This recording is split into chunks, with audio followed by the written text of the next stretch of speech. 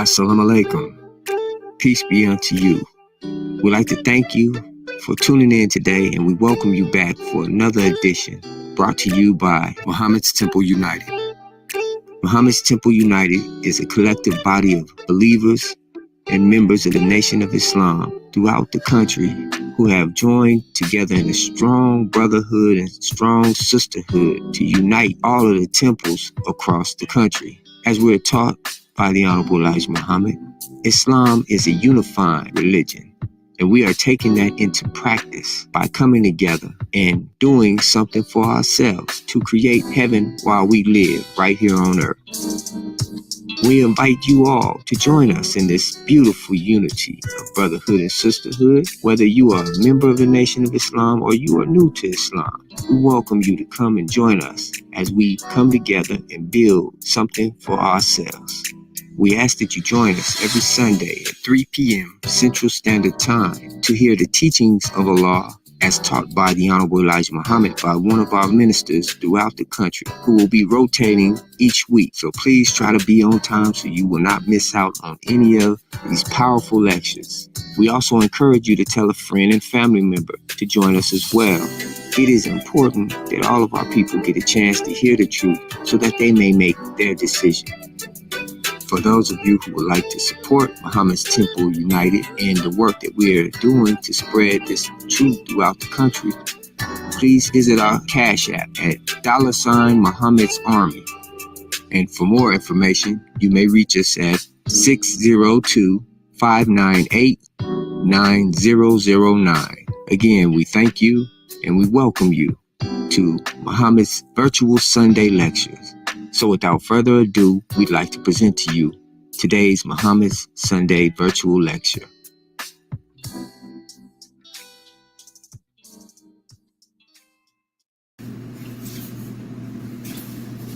Assalamu alaikum.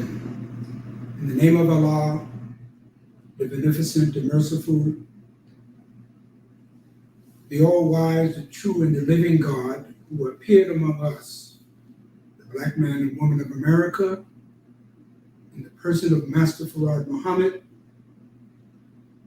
introducing himself as W.D. Farad, and of course, in the name of his messenger, the most honorable Elijah Muhammad. I greet our viewers, our listeners, once again, in the greeting words of peace and paradise, in the Arabic language, the language that was stolen from us, the language that was ripped from our minds and raped from our tongues. Once again, Assalamu alaikum. Assalamu alaikum is an Arabic word that means peace be unto you. If you are Hebrew, it may sound as Jesus was an original Hebrew, or one who taught freedom, justice, and equality, he would say, Shalom Alaikum.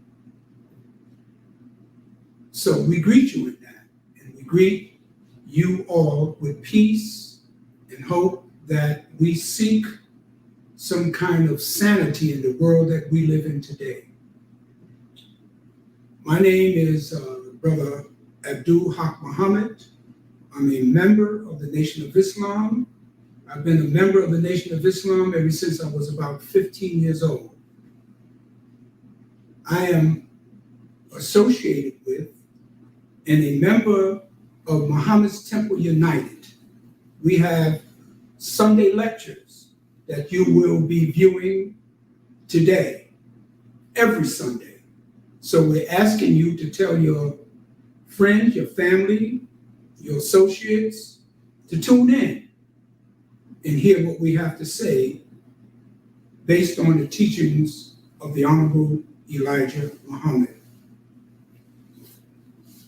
Before we get started, I just want to open up, as we always open up in our meetings, wherever we are. Prayer is always good. Prayer is an affirmation. Prayer is something that we need internally. And you might say, well, who hears us? Well, you hear yourself. Allah always hears you because you are yourself, and yourself is the the supreme of all beings. So we ask you to join us. We stretch our hands out in this manner and we pray in this manner. And you just bow your head slightly. In the name of Allah, the Beneficent, the Merciful, all praises is due to Allah, the Lord of the worlds, the Beneficent and Merciful, Master of this day of judgment in which we now live. Thee alone do we serve, and thee alone do we beseech for aid. Guide us along the right path, along the path of those who thou hast bestowed favors, but not along the path of those whom thy wrath is brought down, nor those who go astray after they have heard thy teachings. Say he, Allah is one God, Allah is he who nothing is independent, but upon we all depend. He neither begets not, nor is he begotten, that there is none like him. And I bear witness that none deserve to be praised or worshipped besides Allah, who came in the person of Master Farad Muhammad, and I bear witness that the Honorable Elijah Muhammad is his true servant and messenger and apostle. Amen.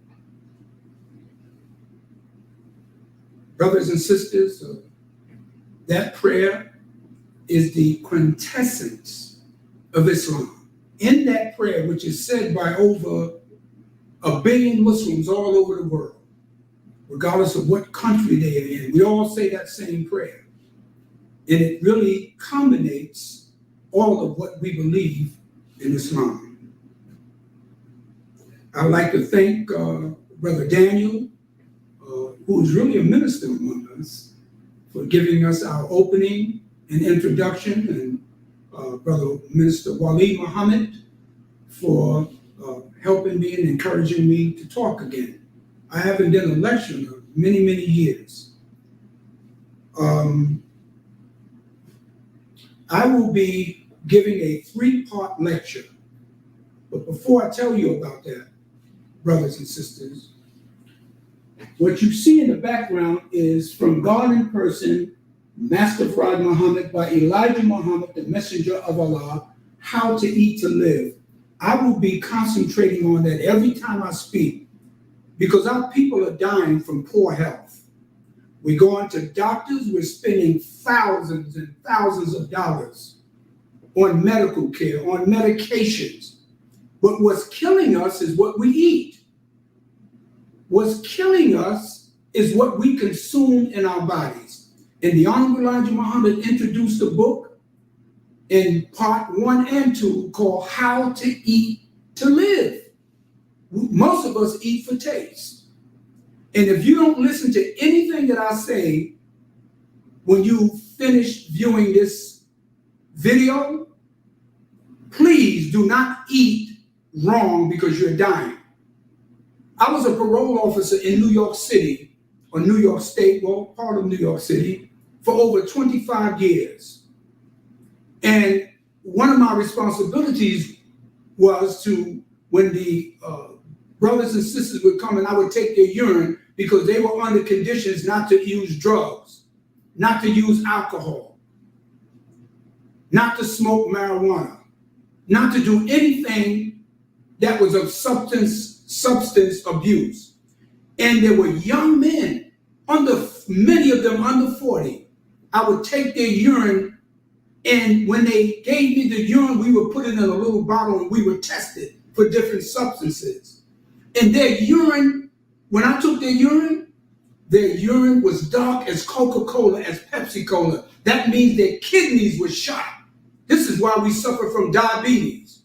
This is why we suffer from kidney failure. This is why we suffer from stroke, because our body, our kidneys have been compromised. So, your kidneys flushes the poison from your body. So if you're taking in all those toxins, then you're dying. And I would ask him, I said, brother, you don't drink water? He said, I don't like water. I said, don't you know that water is the source of all life? 75% of your body is water. That's what's killing us in the foods we intake. Now, I know we eat Chinese food, we eat all kind of foods that are not really good for us. I know we eat those things because they're tasty. They're good. They taste good, I should say, but they're not good for us. Some of the things, maybe you eat in McDonald's. See, when I was growing up, there was no McDonald's. There was no Burger King. We didn't eat those fast foods. My mother cooked collard greens and black-eyed peas and lima beans and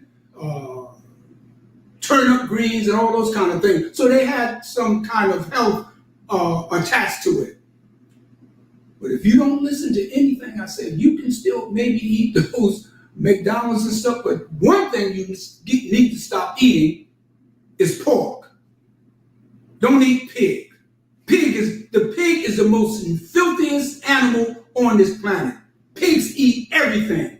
When I was in reform school, some of you may know what that is, I worked on the food truck, and we would dump all the crap, all the garbage, all the filth into the pig areas where the pigs are what they call the pig environment or pig style. And the pigs would eat every bit of it. Now, just for a little information for you before I get started on my subject. A pig lives about 20 to 25 years, maybe the longest 27 years. And the pig's intestines, that's all of us have intestines. The pig also has an intestine. And all of that time, the pig is eating everything, garbage, filth, waste. A pig can eat a poison snake and still live. The Honorable Elijah Muhammad told us that the pig has 999 different germs in his body. And the pig, for that 27 years, that filth, that toxin is in the lining of the pig's intestines. It's nothing, pig is very hard for a pig to move its bowels. So in the pig, it has a hole in the back of his feet. And it releases, it's almost like a canal. It releases the toxic or the waste that the pig cannot relieve itself with. But the rest of that stuff is there for 27 years.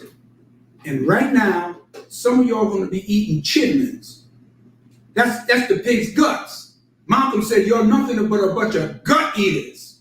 And you'll eat that pig, you eat them chitlins, and that's nothing but guts, the pig's guts, the pig's intestines. And you have to clean it. But all of that waste, all of that doo-doo is on those intestines, and you have to clean it. I remember as a child, my mother used to cook that. Man, we used to all have to get out of the house. That's how bad those guts or those intestines.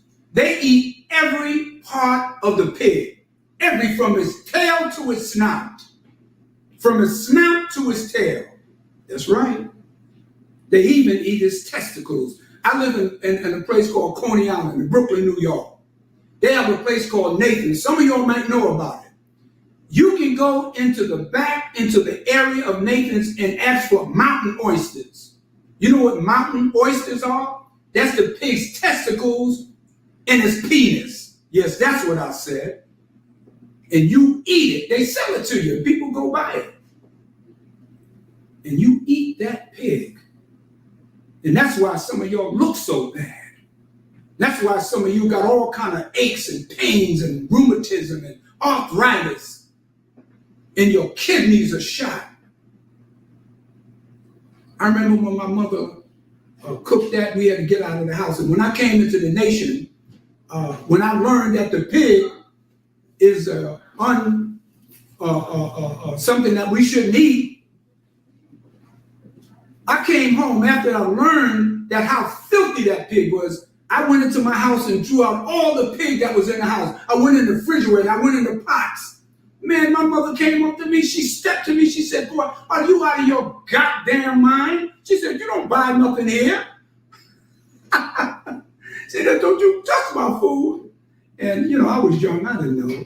And I went and told the minister at the time.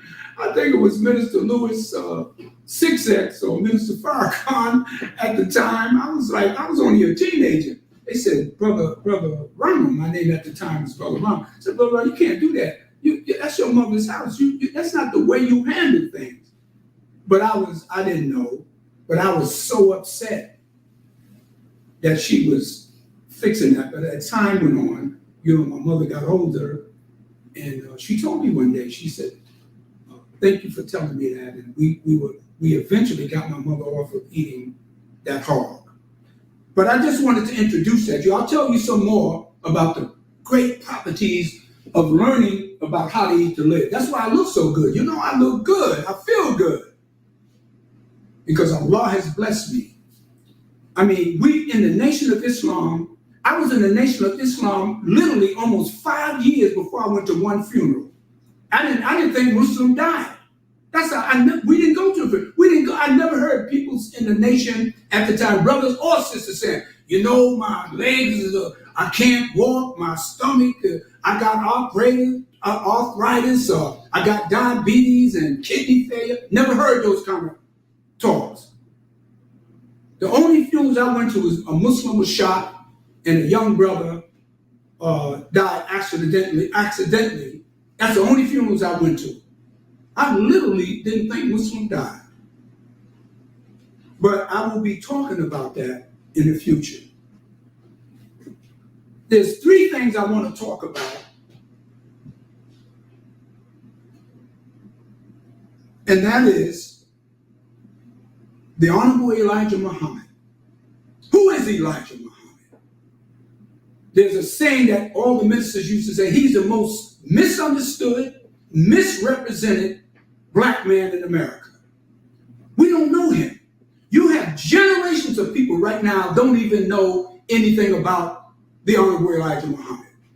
And Black History Month is coming up. They don't talk about him in the Black History Month programs. They'll tell you about Malcolm. They'll tell you about Dr. King. They'll tell you about Frederick Douglass, Ida B. Wells, Sojourner Truth, Harriet Tubman. But they will not mention Elijah Muhammad. Why not? He did more with black people since the time of Marcus Garvey than any other leader that came among us. But why don't they talk about him? So we're going to tell you who Elijah Muhammad is. Who is this man? Where did he come from? Why is he so mysterious? And the next question that we're going to cover is, where did the Honorable Elijah Muhammad get his teachings? Some say from Noble Drew Ali. Some say he was a member of the Moorish Science Temple. Some said he was a member of Marcus Garvey's movement. Others attribute him to learning in certain schools in the South when he was a little boy. But where did he get his teachings from? Why was he so successful with the black men? I mean, I knew brothers that the white man's schools and educational centers, their institution, the prison houses, could not reform these men. Elijah Muhammad said one thing to them, and it changed their very lives. You have to remember Malcolm. See, we praise Malcolm today, but Malcolm was a stick-up kid. He was a criminal before he met the Honorable Elijah Muhammad. He was a drug dealer.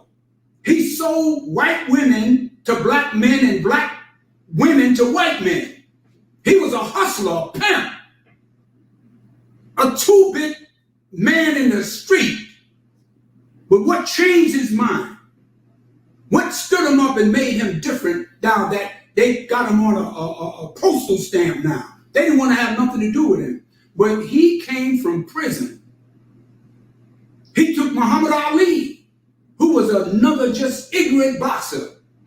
And now all the people of the world, Muhammad Ali is known all over the world in the most remotest part of the country. You mention his name, everyone knows him. Everyone knows Minister Louis Farrakhan, Wallace D. Muhammad, or Imam Wallace D. Muhammad. All of his ministers and the sisters are known all over the world for their great contribution because of this one man. But where did he get his teachings from? We want to know. The third thing that we're going to discuss about this man is what motivated him to stay on this path for all of the years. For nearly 44 years, this man taught in America.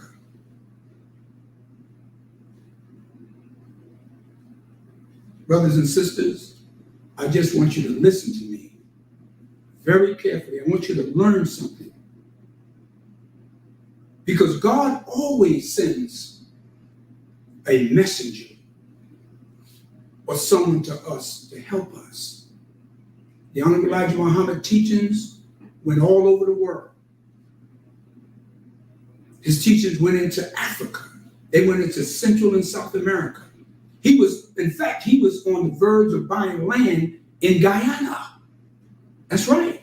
He was negotiating with the Guyanese government to buy land there. We were setting up a temple there, wherever our people were. The Honorable Elijah Muhammad was doing that. I hope everyone is all right so far. If you haven't talked to anyone as of yet, get on the phone and say that Brother Minister Hawk is on YouTube. He's on Facebook. He's talking about the Honorable Elijah Muhammad.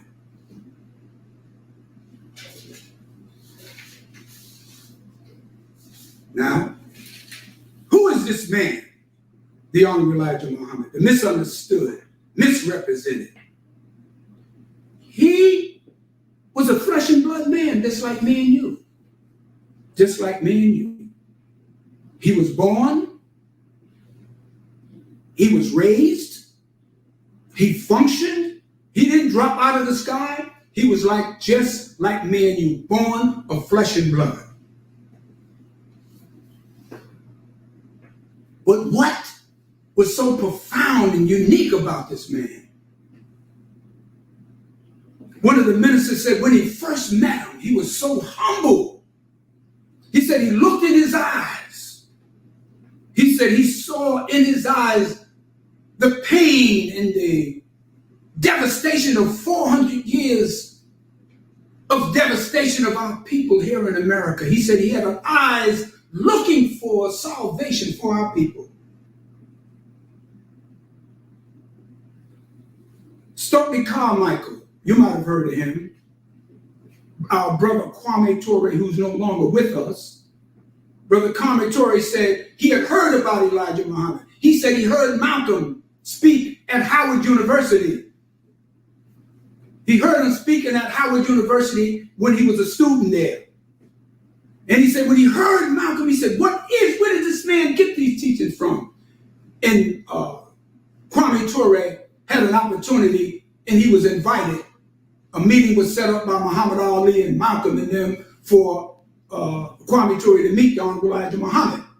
He said when he went to his house, he said he thought he was going to see this big man, this tall man, this strapping man with all this, He said when he went in, he said he saw this small man, humble man, very meek man, unassuming. But he said, you mean this little man commands all of these people, this great nation of Islam? He said, how is that done? He said that blew his mind. The Honorable Elijah Muhammad sat down, and many of you never heard about it, or you might have heard about it. He met with Dr. Martin Luther King in 1968. Did you know that? They sat down. How come there's no tape of that? How come there's no recording of that? Do any of you know what the discussion was about? Do you even know that they even met? There are pictures. There are I remember I was selling at the time, I was a young FOI, I sold that newspaper. And the Honorable Elijah Muhammad sat down with Martin Luther King. They had his wife, Martin Luther King's wife was there, Sister Coretta Scott King. You don't even know what they talked about. One of the things they did mention, they had agreed that they would work together for the salvation and the liberation of our people. And not long after that, Martin Luther King was assassinated. You all know Martin Luther King met with great leaders of different countries and governments. You know he got the Nobel Peace Prize. You know he did the Great March on Washington.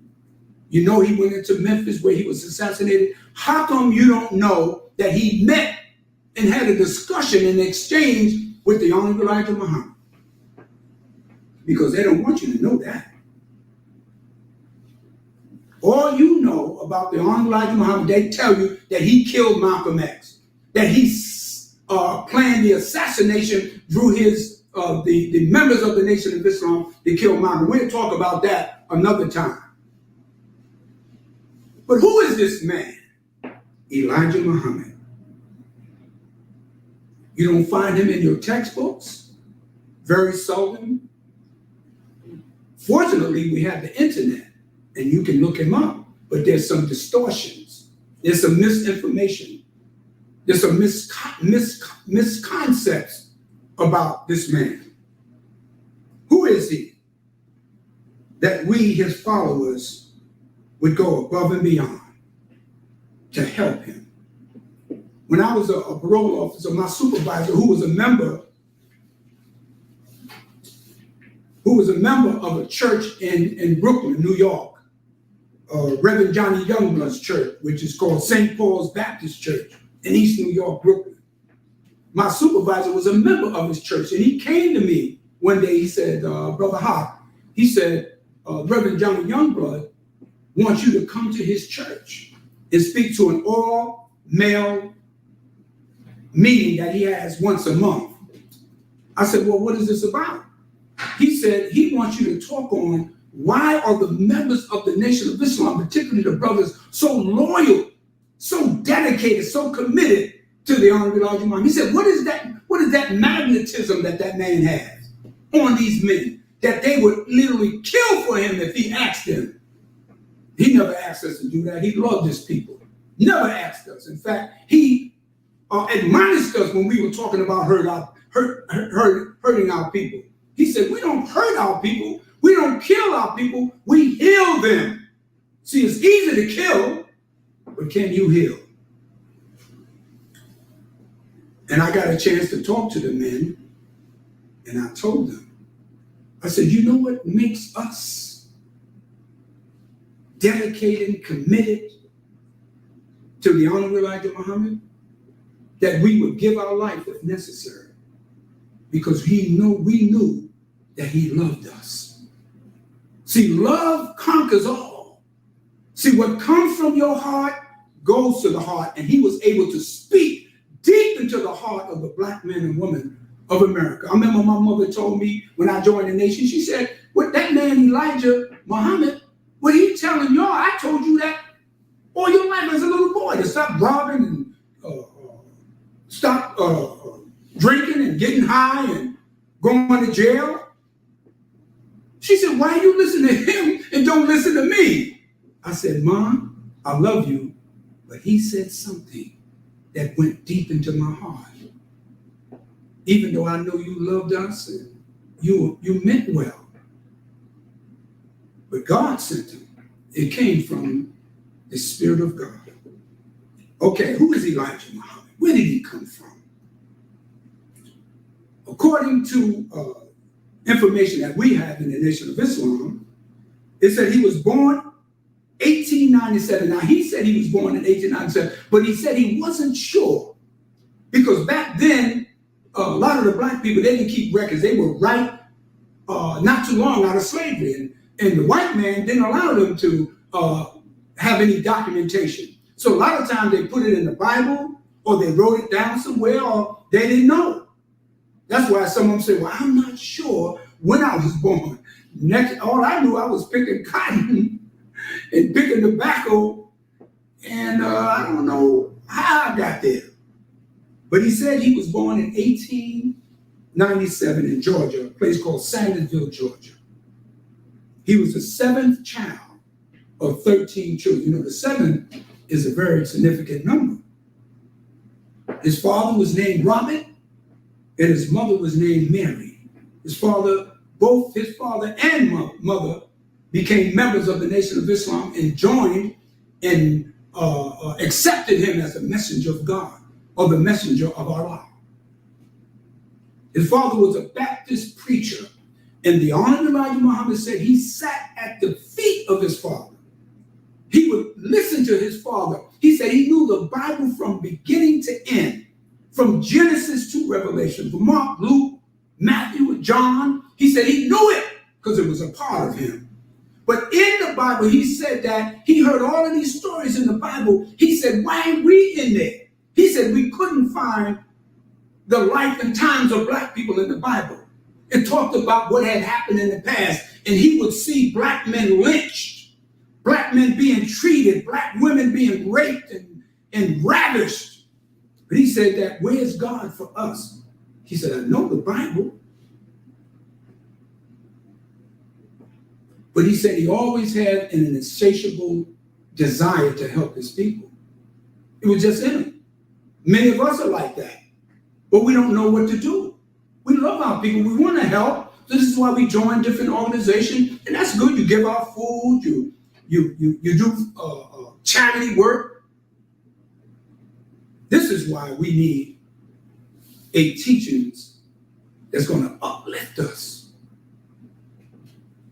The Honorable Elijah Muhammad said he barely completed. A lot of people said he completed the 3rd grade. I heard Malcolm say, he said, no. He said, Mr. Muhammad told me, he said he barely completed the 3rd grade. And people say, well, he went to 3rd grade, and he barely got out of that because he had to go and help his family in the field. So he was kind of an unlettered, uneducated, as you would say. See, most men of God are not educated in the white man's schools, because if you educate them in the white man's schools, they become a part of the white man's world, and they do the bidding of the white man. There's a magazine called Ebony Magazine. It's still sold. In Ebony Magazine, I used to look every year. They would have like about a series of articles, and they would have a article that says all the up and coming black leaders of the future, and they would have all these young brothers and sisters. Most of them were under 30. They were from different colleges and universities, and they said these are the new leaders for Black America. After that magazine came out, 2-3 years later, I said, where are these people? What happened to these up and coming black leaders? They got co-opted. They got disenchanted. They got short-circuited because they took their knowledge, they took their education, and they went into corporate America. They got jobs working for the white man, and then they became complacent, and then they leave the the black community and run to the white community. And you know what? I feel so sad when I hear black people, men and women, they get on radio, they call the talk show, they say, you know, I live in a white community, and I have my child there, and the white children and the white teachers treat them so bad, and they don't even want us in the white community. Well, why did you run from your community? Because you thought if you lived in an integrated community or mostly white community, you'll live better. But then you run into these problems, and then you realize, maybe I should have stayed where I was at. They had in the Muhammad Speak newspaper, they had a little cartoon. And in the cartoon, they had a group of white, they had a series, maybe about 4 or 5 houses. And on one of the house, in the first house, the white people were running out of that house and saying that the niggas are coming, and they would run out. And then in the next part of the cartoon, the next frame, they had some black people running out of one of the other houses, running behind the white man, and they were saying, oh, the niggas are coming. And then the last house, the black people were there. So what they did was they abandoned their community. They left their community, and what happens is the white people come right back, gentrify that community, redo it, rebuild it, up the rent, and you can't even live there no more because you ran out to the suburbs. So education is good. We need that. But don't ever let education co-opt you to the point where you leave your people. You're supposed to use your education to uplift your people.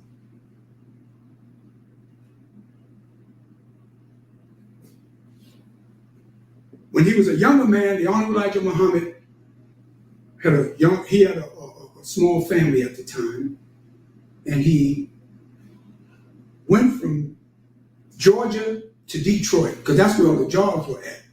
You know, they had the Ford Motor Company, and Chevy or Chrysler, whatever they had out there. And he was very, very poor. Poor. Dirt poor. In fact, they were so poor that him and his wife, Sister Clara Muhammad, he met her in Georgia. They kind of eloped. And they used to go down to the old marketplace where they used to throw all the rotten fruits and vegetables, and they would go down there and try to salvage whatever they can get. They were so poor. They didn't have anything. This was right there, almost near the Depression. And in his heart, Mr. Muhammad was yearning and burning in his heart for a way out.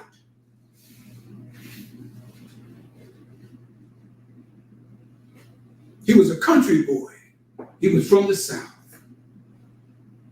But where did he get his teachings? Where did he come from? He was able to raise thousands of people all over the country. Who taught him? Again, I say, some of you said, he was a member of Noble Drew Ali movement.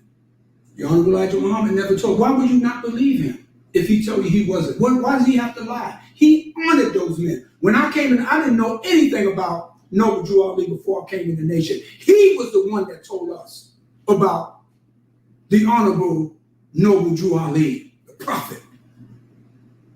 He said he was never in that movement. Now, there were people that were around at that time.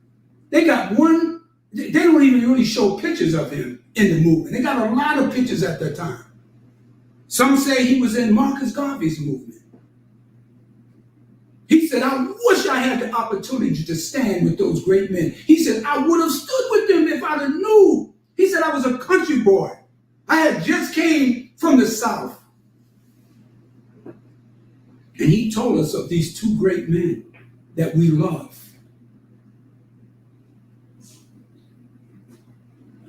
Let me tell you something. If he got any teaching from them, I'm sure he heard them or heard some things. He might have, maybe some of the things that they were doing, he might have learned from certain ways that Marcus Garvey organized his people. Who of us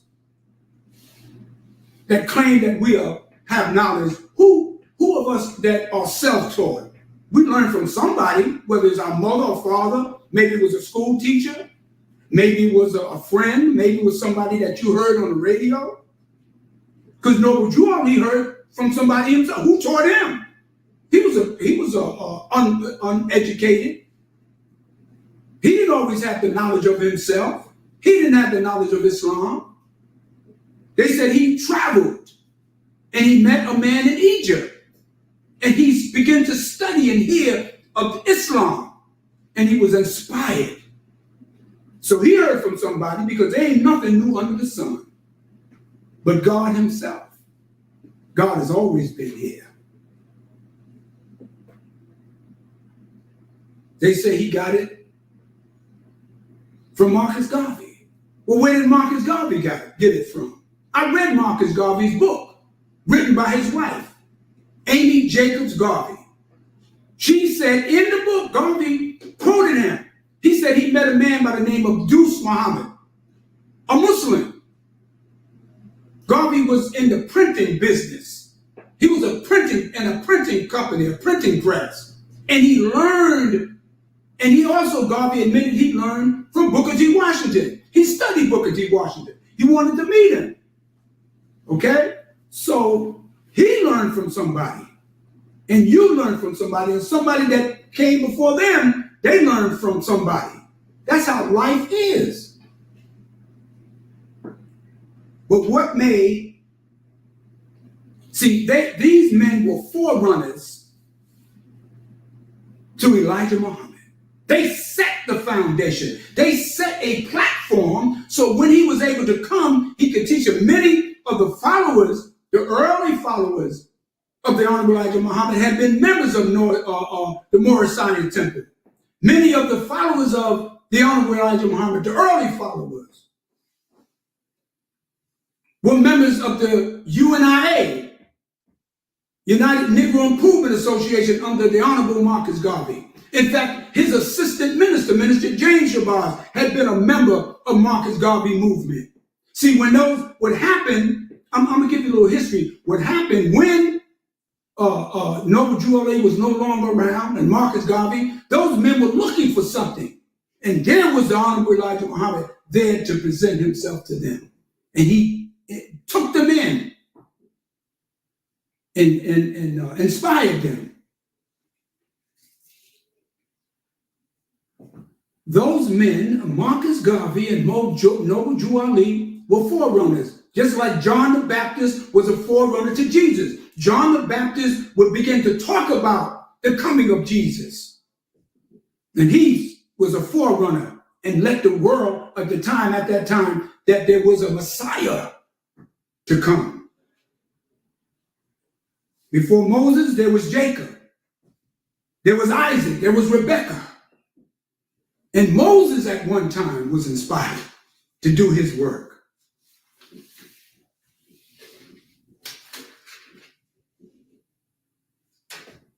Someone taught each and every one of us.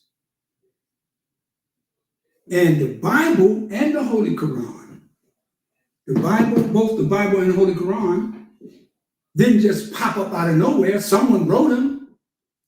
Some say it was from God. I'm going to tell you what the Honorable Elijah Muhammad said. He said, who made the Holy Quran a Bible? How long ago? Tell us why Islam renews its history every 25,000 years.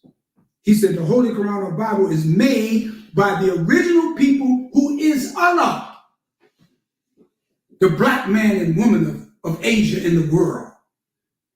That's who made the Holy Quran or Bible, black people. Well, you say, how does that be? God made it. Well, God didn't sit down and write it. So they had to have a pen. They had to have some ink.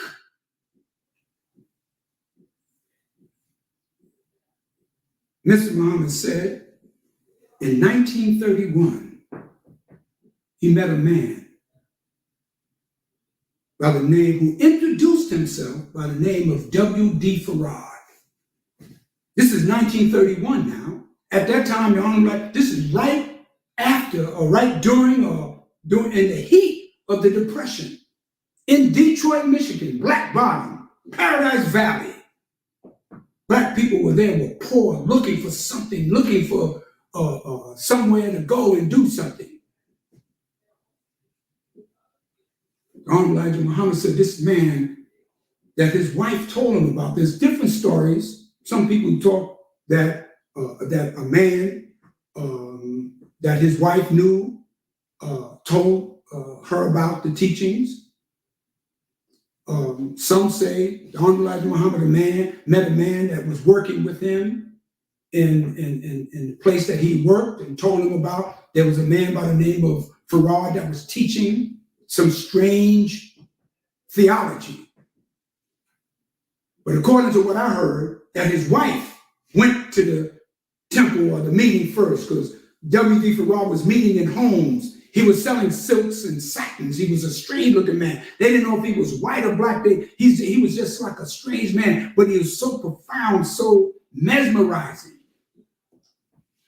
And that his wife, when she came home, the Honorable Elijah Muhammad, who was really distraught, he he had fell to drinking. His son said that they used to have to bring the Honorable Elijah Muhammad home. He was so drunk he would be laying across the railroad track. And once his wife, Sister Clara Muhammad, may Allah always praise her, may her name live forever in the history of our people, Sister Clara Muhammad. You know, we need to teach just on her, what she done. We hear about Sojourner Truth. We hear about some of these female politicians. We need to have a subject and a book and a biography on Sister Clara Muhammad.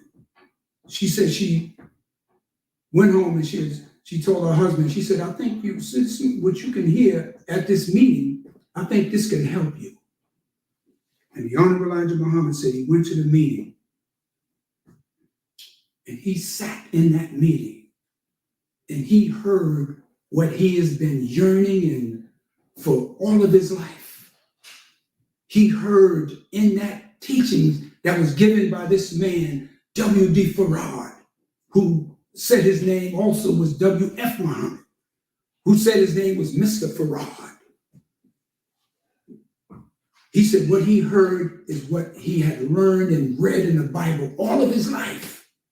And it just connected with everything that he had been taught and thought about. He said he sat with this man. He said right after the meeting, he shook the man's hand, because everybody would shake his hand, you know, after the meeting, and they would shake W.D. Farad's hand. And he shook his hand, and the Honorable Elijah Muhammad, as the story goes, went up near him in his ear and said, I know who you are. He said, you're the one that the world has been waiting for the last 2,000 years to come. And he said, W.D. Farad looked at him with a kind of strange look and said, He said, who else knows this but you? He said, no. He said, no one else. He said, well, don't say nothing. I remember as a little boy, my mother and father now, they said, W.D. Farad came from the East. He told him, he said, I'm your brother from the East. I come to give you the knowledge of God, the knowledge of the devil, and the knowledge of self. He said, I came 9,000 miles. He said, I come from where you came from. He said, you have not yet seen me in my holy or royal robes. He said, you come from great civilizations. That's what he was telling the people. And he told the Honorable Elijah Muhammad, he said, we will raise our people up and teach them that which they need to know. When I was a little boy, my mother used to sit around with her friends. They would be drinking beer and drinking liquor, and they would get, you know, black people, there's something strange about us. Once we start getting drinking, we get serious. We start talking some serious stuff.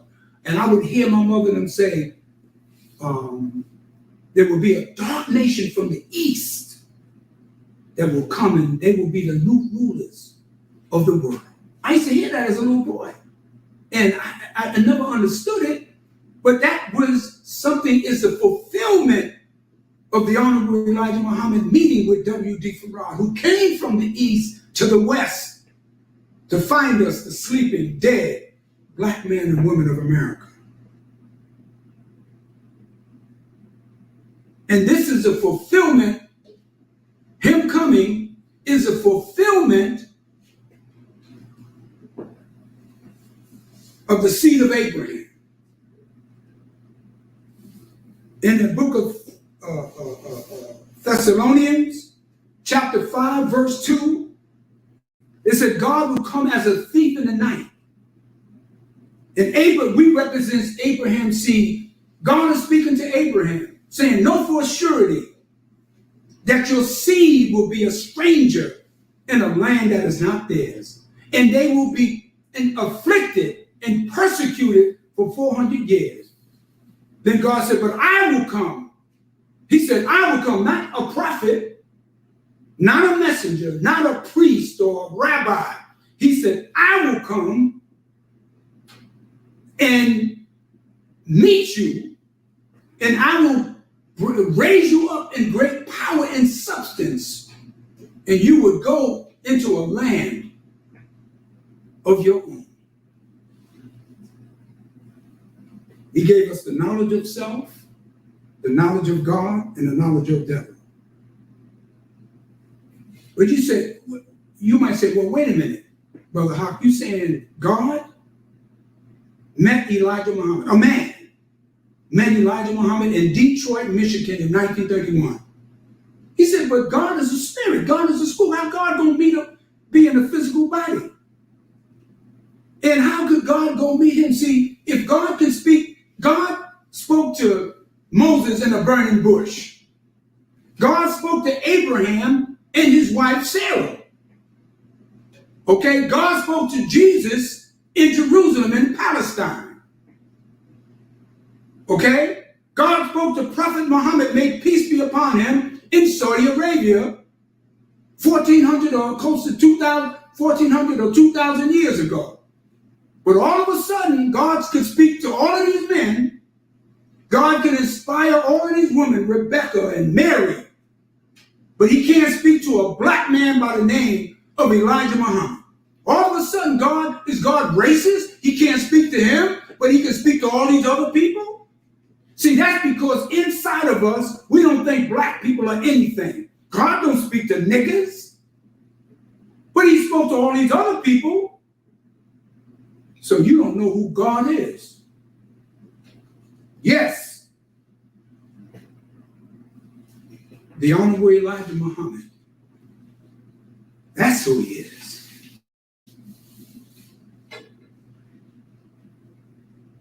The Islamic world rejected Elijah Muhammad. They rejected him. They said, well, he's not a real Muslim. He's not a real Muslim. He's nice. He's a nice man. He found all of these people and helped them, reformed them, but he's not a prophet. He is not a messenger. Well, who claimed that you were? Did you know when Prophet Muhammad, may peace be upon him, rose up in Saudi Arabia? Do you know they rejected him when he told them he was a prophet of God? In fact, they tried to kill him. His own family tried to kill him.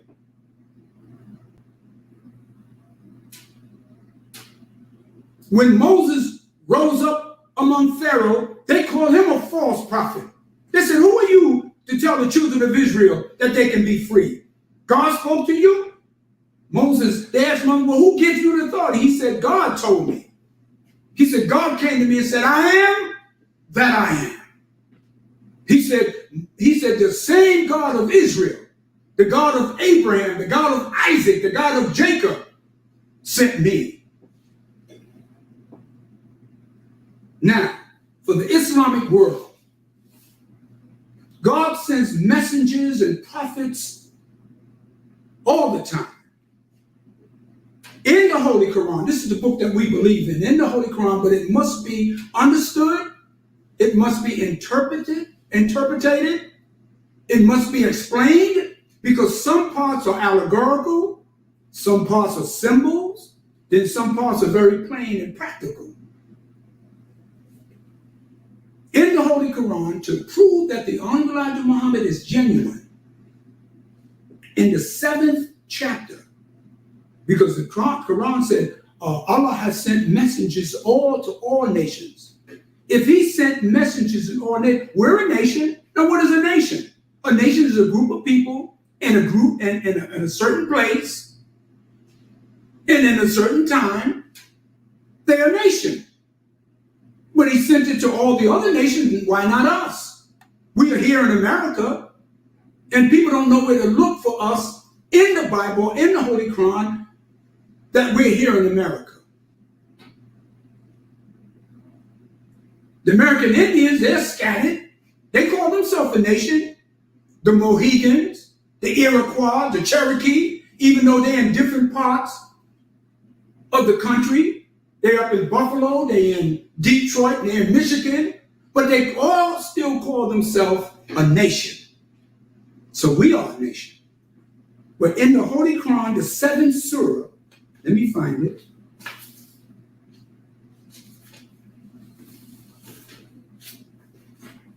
Give me a minute, brothers and sisters.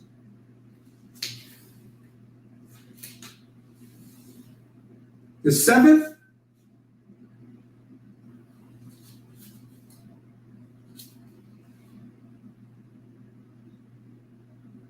in the seventh surah and the 34th verse.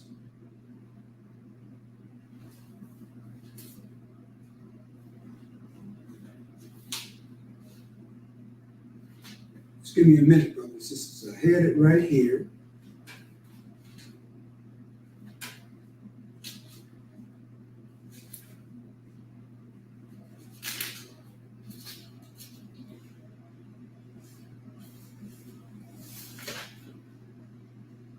And it says, and certainly is the book of Moses, the prophet like Moses. It said, and certainly we gave Moses a book after we had destroyed the former generations, a clear argument from men and the guidance and mercy that they may be mindful. The Honorable Elijah Muhammad is styled as a prophet like Moses. Prophet Muhammad, peace be upon him, wasn't a prophet like Moses. Prophet Muhammad dealt exclusively with the tribes that were right there in Saudi Arabia.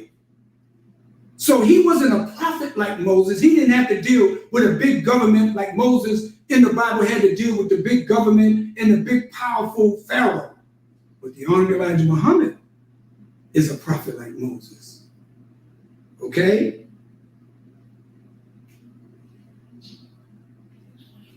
It says, we raised Moses from among the people, and the Honorable Elijah Muhammad was raised from among us.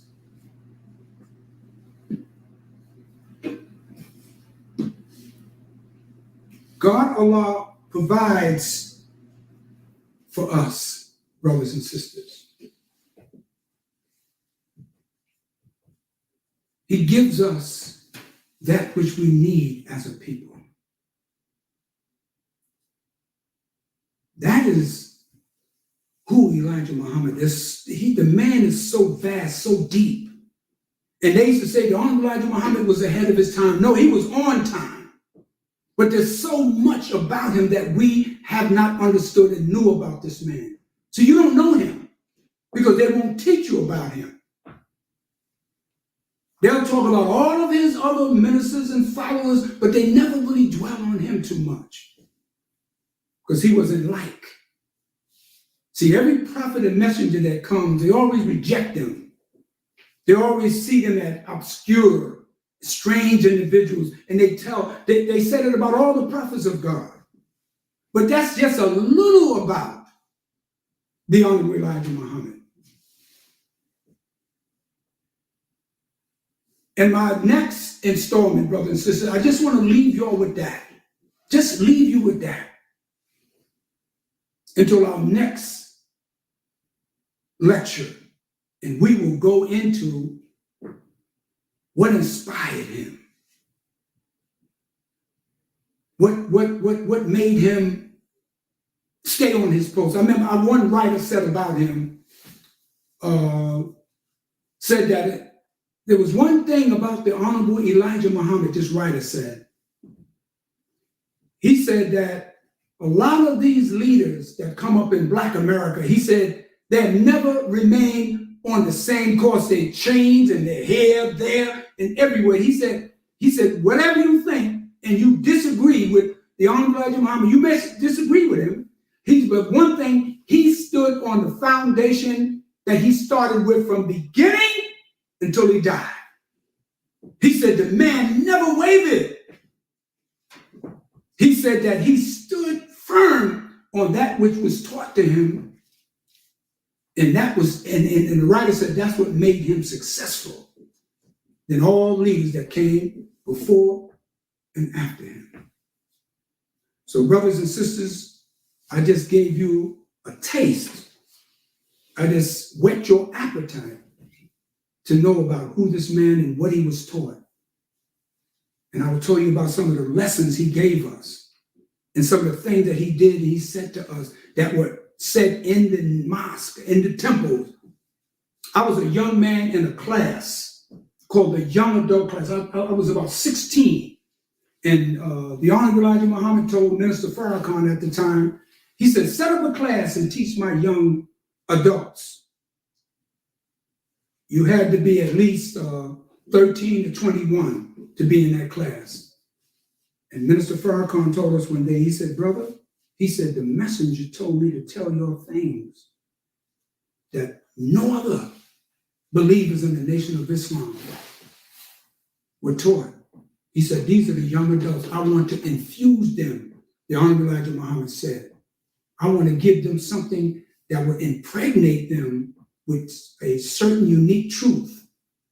And I think that's what kept me in the mind and heart of the teachings of the Honorable Elijah Muhammad. I think that was very significant in my life. So we'll talk about some of that, what I heard back then. But I just want to thank you again, my brothers and sisters, for listening to me and hearing what I have to say. And I invite you to come back next week, and you're going to hear the second part of these teachings and what has motivated the Honorable Elijah Muhammad to stay on his post and the things that he did among us. So when Black History Month comes, you can tell your daughter, your sons, when the teacher says, everyone go home and do a project on some Black historical figure. And maybe you'll do something, they'll do something on the Honorable Elijah Muhammad. I remember I was with Minister Khalid one time. United Black Front had their convention in New York City, and we went there. Reverend Daughtry was there, and Brother G. Chukwuyusi, and there was a brother that was the president or chairman out of Chicago of the Black United Front. I forgot his name, he has since passed. And we went in, myself, Brother Khalid, and Brother, I forgot the other brother's name, I can't recall his name. And Khalid looked around, they had pictures of Marcus Garvey, they had pictures of Noble Drew Ali, they had pictures of Martin Luther King, they had Sojourner Truth, all Black leaders. They even had Kwame Nkrumah and some of the Patrice Lumumba. And Khalid said, where is Elijah Muhammad? And they got quiet. Khalid said, listen, I'm gonna tell you something. He said, I'm not speaking today. Khalid was was the keynote speaker. You know, Brother Wahid, that's who was with us. And Khalid said, I'm not speaking if there is no photo or something displaying or depicting the Honorable Elijah Muhammad. They went scrambling, they ran around, they found one. See what I'm saying? And these were so-called leaders. They had pictures of Malcolm. Okay? So, brothers and sisters, you'll learn more. And we're asking you to come back next week and tune in next week. And we will teach some additional information. And again, I thank you for listening to me. I hope I didn't say anything to hurt anybody's feelings. That's not our intentions. It's to give you the knowledge of what we learned from the Honorable Elijah Muhammad. So at this time, brothers and sisters, as we always do, we're going to close out in a short prayer. And just follow me, or not follow me, but listen to what I have to say. And I know some of you may not believe in Allah as your God, or whatever God you say you believe in.